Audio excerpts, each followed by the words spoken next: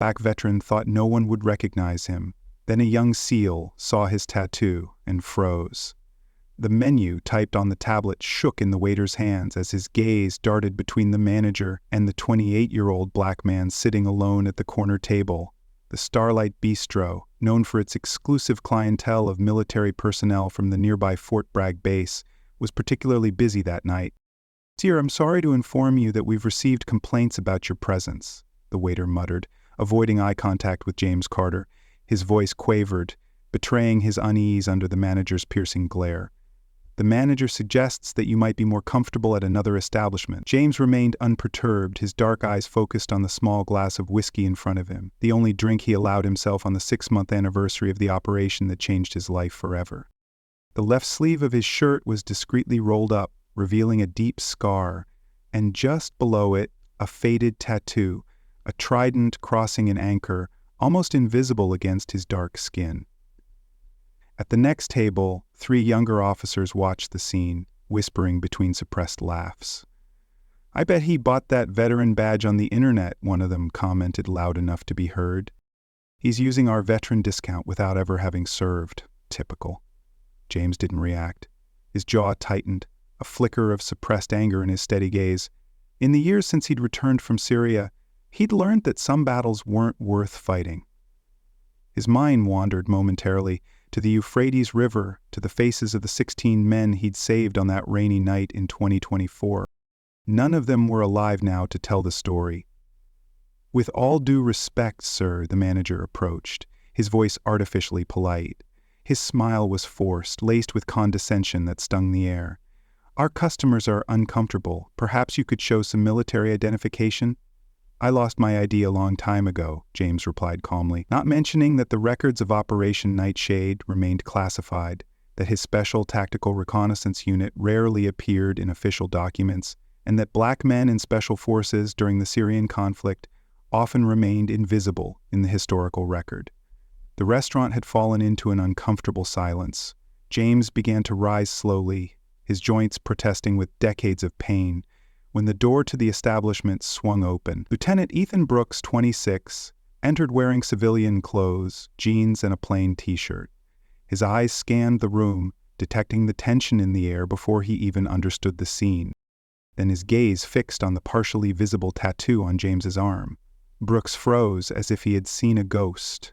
"Impossible," he whispered, his voice barely audible, trembling with disbelief. Slowly advancing toward James's table, the silence in the restaurant intensified as Brooks stopped 2 steps away, studying the aged face in front of him with an expression of growing recognition. "Sir?" he asked, his voice trembling with contained emotion. "That tattoo, were you in JSOC? Operation Nightshade." James stared at the young man with sudden intensity, his eyes narrowed, searching for any hint of deception. No one had mentioned that operation in decades. No one should even know it existed. "Who are you, son?" James asked, each word carefully measured. Brooks stood firm, almost at attention. "Lieutenant Ethan Brooks, SEAL Team 6. "Sir, my grandfather was Thomas Echo Brooks." An almost imperceptible tremor passed over James's face. Thomas Brooks had been the only other man to survive that night on the river. The man who had carried James 3KM with a makeshift tourniquet after a mine had destroyed his arm. Lieutenant Brooks absorbed the silence in the restaurant, slowly realizing the scene he had interrupted. His eyes darkened as he understood what was happening. "Manager," his voice cut through the air like a knife. His tone was sharp, commanding, silencing even the whispers. "The man standing in front of you has a higher security clearance than anyone in this establishment. If this is the man I think he is, you are about to make the biggest mistake of your lives." In James's tired eyes, something flashed that hadn't been there in a long time. A spark of defiance, reignited by the young man's words. A glimmer of recognition, perhaps even hope, but there was something else there, something that suggested this wasn't the first time he'd faced such a situation. Nor would it be the last. If this story of belated recognition and prejudice touched you, be sure to sign up to find out how a single moment can reveal secrets kept for years and forever change an entire community's understanding of heroism and sacrifice. The silence in the restaurant was as thick as fog on a battlefield. Ethan Brooks stood his ground in front of James Carter, while the other customers watched the scene with a mixture of confusion and growing discomfort. "I'm sure there's some mistake," the Starlight Bistro manager interjected, trying to regain control of the situation. His voice wavered, betraying his sudden uncertainty. "This gentleman has not presented valid military identification and—" "Identification," Brooks interrupted with a bitter laugh. "The man you're trying to throw out of your establishment participated in operations that remain classified to this day. His name is probably still blacked out on documents locked away in the Pentagon." James watched the young SEAL with an unreadable expression. Years of keeping secrets had created a man whose thoughts rarely showed on his face, but something in Brooks's eyes, so much like his grandfather's, awakened a long-buried memory. "Perhaps we should talk in private," James suggested quietly, rising from his chair with deliberate movements. The obvious effort to hide the pain in his aging joints was part of a lifetime of disguising weakness from those who expected to see it. Brooks nodded, but before they walked away, he turned back to the manager. "His tab is paid." "For all of us at Table 5, he said, pointing to a group of younger SEALs watching the situation with growing interest. "And I strongly suggest you reconsider your ID policy." On the small outdoor deck of the restaurant overlooking the base perimeter, James finally spoke. Thomas Brooks had a nickname, one that's not in any official record. "Silent Ghost." Brooks replied immediately. "My grandfather spoke little about Syria, but he mentioned that name in his nightmares." James closed his eyes briefly. A flicker of pain crossed his face, quickly masked. "We were part of a special unit. Covert ops, mostly in the Euphrates Valley. Officially, we never existed. Operation Nightshade," Brooks finished. 16 men saved when his boat was ambushed on the India border. James studied the young man with renewed intensity. "How do you know that? Those files should be buried forever. My grandfather left a letter to be opened when I completed my first mission as a SEAL." He described how a black operator named Shadows saved the entire unit when the commander was killed. Brooks hesitated. "He said the government denied him his Silver Star because of the color of his skin." James looked away toward the horizon, where military vehicles cut through the dust in the distance. "That was a long time ago." "Not for the Pentagon," Brooks replied, pulling out his phone. 3 weeks ago, I started a process to retroactively recognize black operators who were denied military honors during Syria. A personal project of mine." For the first time that night, James's expression registered genuine surprise. His guarded demeanor softened, if only for a moment. "Why?" "Because my grandfather died believing he saved 16 men that night. I found out there were 17. He just forgot to count himself." In the restaurant, the officers who had previously mocked Brooks watched through the window, trying to decipher the conversation. One of them, Captain Harris, a battalion commander, frowned at the intimacy with which Brooks was talking to the old man. "What's Brooks's problem?" he muttered to his companions. "Wasting time with some medic?" Meanwhile, on the deck, Brooks showed James documents on his phone, scanned pages of military records, testimonials, medical reports. "During my training to become an instructor, I got temporary access to the Syria-era files. I documented everything before they noticed." A conspiratorial smile crossed his face. "The world needs to hear the truth about the black special forces operators of that era." "It won't change anything," James replied, his voice heavy with a resignation built on decades of silent injustice. "Some of us just weren't meant for the spotlight of history." "I disagree, sir." "And I'm not alone," Brooks replied, sliding his finger across the screen to show a group of former military personnel, most of them black, in formal uniform. "The Retroactive Recognition Committee, veterans fighting to right the injustices of the past. We need your testimony." James looked at the photos with an expression that mixed skepticism and something else, an almost extinguished spark of hope. For a moment, the old operator seemed lost in internal calculations, weighing risks and possibilities, as he had done countless times in hostile territory. Captain Harris, unable to contain his hostile curiosity, appeared in the deck door. "Brooks, we need to get back to base. Leave the gentleman alone." The condescending tone did not go unnoticed. Brooks straightened his shoulders, but before he could respond, James raised his hands slightly, a subtle gesture that Brooks instinctively recognized as a tactical signal to wait. "Captain," James said with studied softness, "I believe we haven't been formally introduced." Harris hesitated, clearly uncomfortable, his face flushed with irritation, sensing he'd crossed a line. "I don't think that's necessary." James smiled then, a smile that didn't reach his eyes. For those who knew men trained in combat, that expression was a clear warning.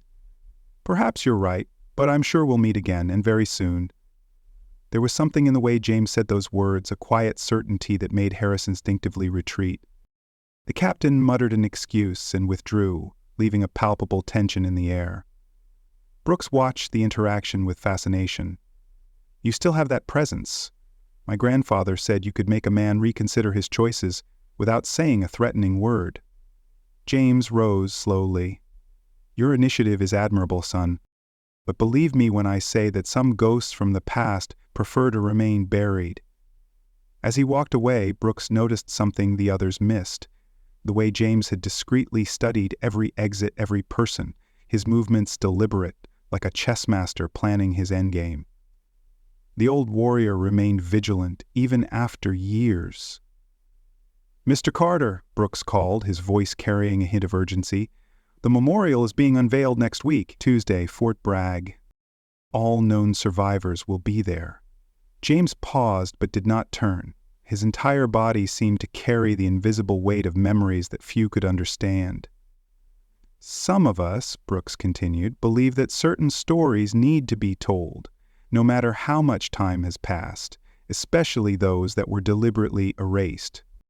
James Carter finally looked over his shoulder, his eyes glinting with a steely resolve. For a fleeting moment that seemed dangerous and calculating flashed in the old soldier's eyes, like a silent predator sizing up its prey before an inevitable attack.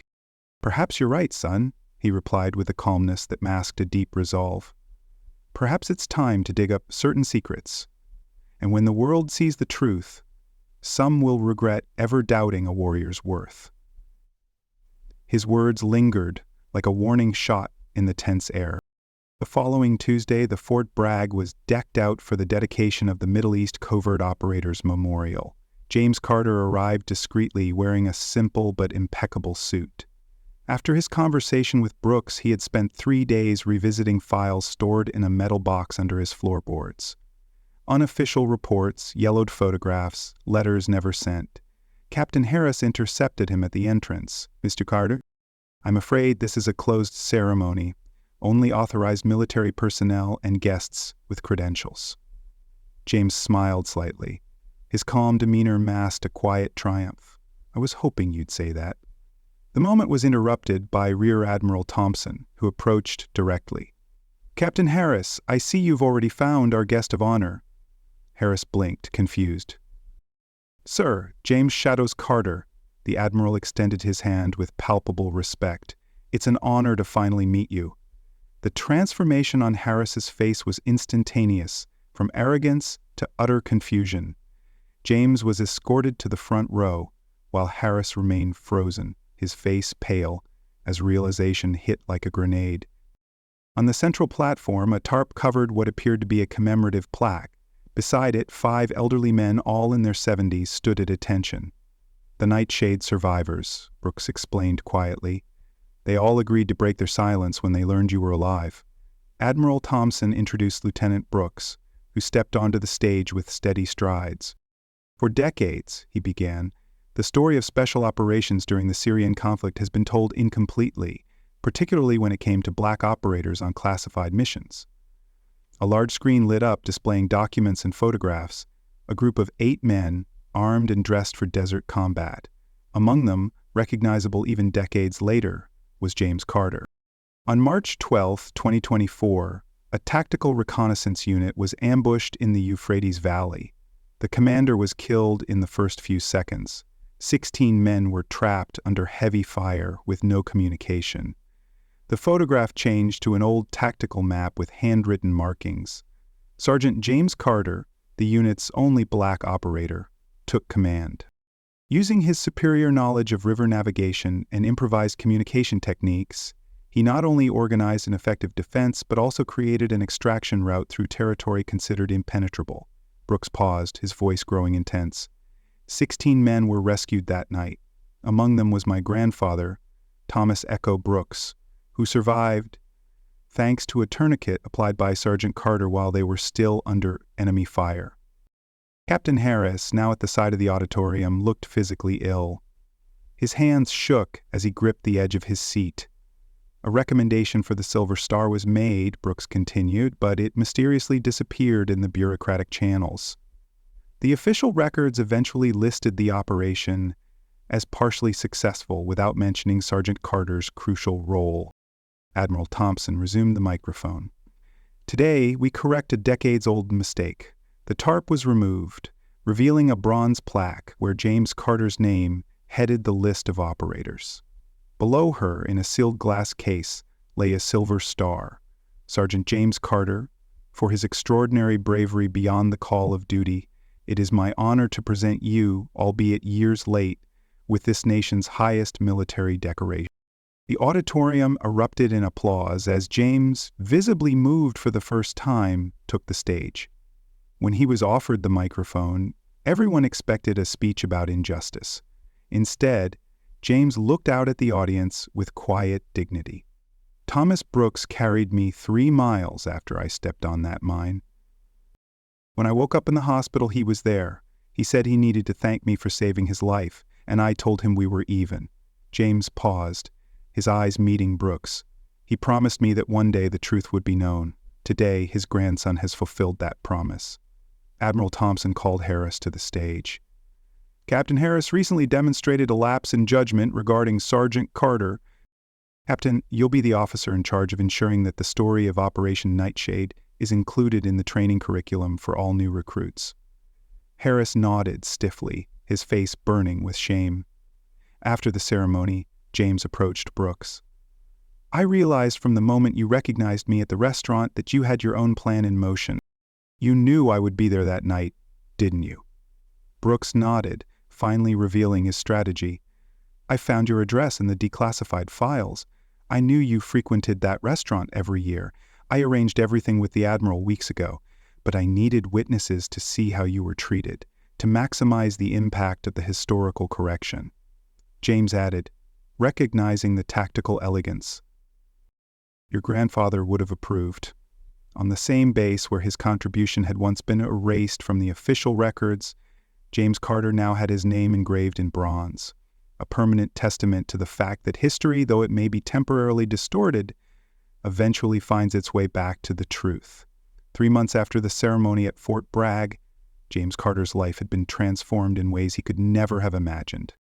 The man who had lived in the shadows for decades had ironically become a guiding light for an entire generation of military personnel. The small house where he lived once, rarely visited now, regularly welcomed young recruits, elderly veterans, and occasionally high-ranking officers who came seeking his wisdom. On the wall of his living room, next to his newly framed Silver Star, hung a black-and-white photograph. The original Operation Nightshade team, taken days before that fateful mission on the Euphrates. I never expected to live to see this day, James remarked, as he poured coffee for Ethan Brooks, who had become a frequent visitor. I spent so long believing that some stories just aren't told.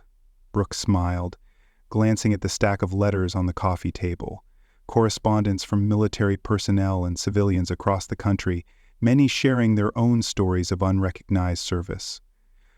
Admiral Thompson told me that your case set a precedent. Dozens of other veterans are being reevaluated now, especially Black and Hispanic operators who served in special units. The most surprising news, however, had come just 2 weeks earlier. The Secretary of Defense had appointed James to a special advisory committee charged with reviewing historic policies of discrimination in the military. It was a role that brought not only recognition but real authority to change broken systems. Meanwhile, Captain Harris faced his own journey of consequences. His mandatory presentations on Operation Nightshade at the military academy had initially been botched. His voice cracked during the first session, revealing his discomfort, his resistance to fully acknowledging the historical injustice evident to everyone in attendance. However, something unexpected began to happen during the third presentation. Repeatedly confronted with the undeniable truth of the records, forced to study in detail the courage and sacrifice of men like James, a gradual change began to occur in his perspective. "I hear Harris has requested permission to expand the curriculum," Brooks commented, selecting a letter from the top of the pile. Apparently he discovered 5 other similar cases during his research. James raised an eyebrow. Genuine transformation or just trying to save his career? Maybe a little of both, Brooks admitted. But maybe that's the real victory. Not just changing the historical record, but also the minds that interpret it. At Starlight Bistro, the restaurant where it all began, a remarkable change had also taken place.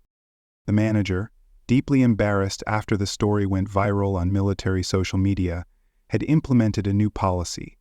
Framed photos of veterans of all eras and ethnic backgrounds now decorated the walls, including an enlarged photo of James in his service days.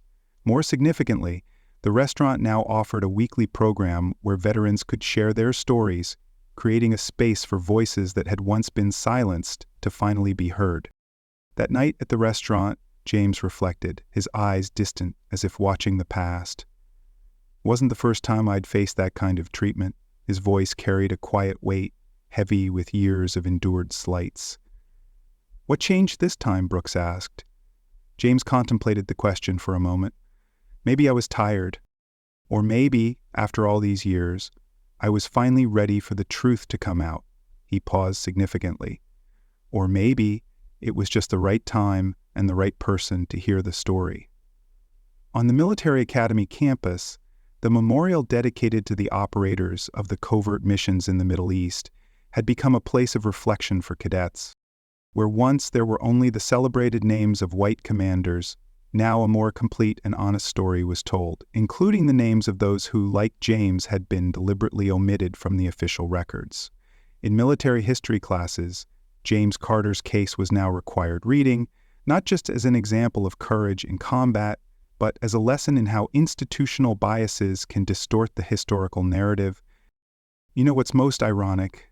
James said, pointing to a folder on the table, his copy of the declassified files.